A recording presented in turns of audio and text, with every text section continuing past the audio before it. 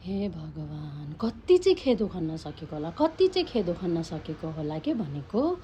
नयाँ सरकार बनेको भर्खर 1 महिना हुँदैछ। भर्खरको भर्खर 1 महिनामा तपाईँहरूले के चाहिँ परिवर्तन चाहिएको होला भन्नु त। कोहीले एयरपोर्टमा त्यो बाहिर विदेश जान लागेको मान्छेहरूको भिडियो बनाएर हालेको छ कि नयाँ सरकार आए पनि उस्तै छ, बाहिर विदेश जानेहरू अहिले पनि त्यस्तै छ, मान्छेहरू टन्नै छ।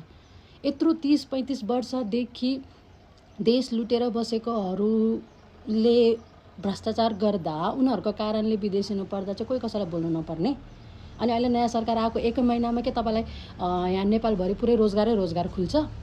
टाइम लाग्छ नि त्यसको लागि पनि त, होइन र? सबै कुरा गर्नको लागि। अनि के अरे यो विद्यार्थी युनियनहरू उनीहरूको यो विद्यार्थी युनियन खारेज गर्न लाग्यो अरे भनेर राको जुलुस बारेर हिँड्या छ, उ गरेर हिँडेको छ। यही विद्यार्थी युनियन कहाँ थिए जब त्यो भदौ 23 र 24 गते त्यत्रो विद्यार्थीहरू मारिँदाखेरि? यो विद्यार्थी युनियन कहाँ थिए त्यतिखेर? यिनीहरू किन बोलेन? त्यतिखेर यिनीहरूको मुखबाट आवाज निस्केन? त्यतिखेर विद्यार्थी युनियन थिएन र? त्यतिखेर चाहिँ नबोल्ने, जब चाहिने बेलामा नबोल्ने विद्यार्थी युनियन, अनि नचाहिने बेला के काम? अनि अर्को मेन कुरा, विद्यार्थी युनियन के को लागि, किन चाहियो? तपाईँहरू कलेजमा पढ्न जाने कि राजनीति गर्न जाने? यदि राजनीति नै गर्ने हो भने राजनीतिको लागि पढ्नको लागि छुट्टै छ फ्याकल्टी, त्यसमा गएर पढ्न सक्नुहुन्छ। तर त्यसको लागि विद्यार्थी युनियन नै खोल्नुपर्छ, विद्यार्थी युनियनमै उ गर्नुपर्छ भन्ने छैन। तपाईँहरू कलेजमा पढ्न जानुहुन्छ, पढ्नुहोस्, आफ्नो भविष्य बनाउनुहोस्। तपाईँहरूले राम्रोसँग पढेर आफ्नो भविष्य बनाएन भोलि गएर नेपालको लागि केही गर्न सकिन्छ? यो सरकार के अरे यो सरकारले यस्तो गर्यो रे, यो सरकारले उस्तो गर्यो रे, प्रगति भएन रे, परिवर्तन भएन रे। 1 महिनामा के परिवर्तन हुन्छ? के गर्न सक्छ 1 महिनामा? तपाईँलाई पाकेको भात त भन्ने बित्तिकै खान सकिँदैन।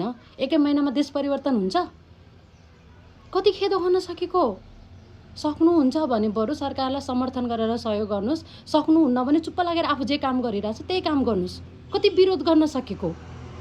बाबा वाक्कतिको भइसक्यो हौ। टिकटक खोले पनि त्यही, फेसबुकमा हेरे पनि त्यही, इन्स्टाग्राममा हेरे पनि त्यही, वाक्क दिक्क प्याक्क भइसक्यो। भर्खर 1 महिना हुँदैछ, टाइम दिनुहोस् न, होला नि त केही न केही। तपाईँलाई विदेशै जानको लागि पनि तपाईँले म्यान पावरमा अप्लाई गर्दाखेरि त्यसमा पनि त टाइम लाग्छ नि। तपाईँलाई आजै गएर म्यान पावरमा अप्लाई गर्यो, भोलि नै त विदेश जानको लागि तपाईँको भिजा त आइहाल्दैन, त्यसको लागि टाइम लाग्छ, होइन? तपाईँ त गल्फ कन्ट्री जानुहुन्छ भने गल्फ कन्ट्रीको लागि पनि 2-3 महिना टाइम लाग्छ। युरोप जानुहुन्छ भने झन् 1 वर्ष 1.5 वर्ष टन्नै लाग्छ। भने 1 महिनामा देश परिवर्तन हुन्छ?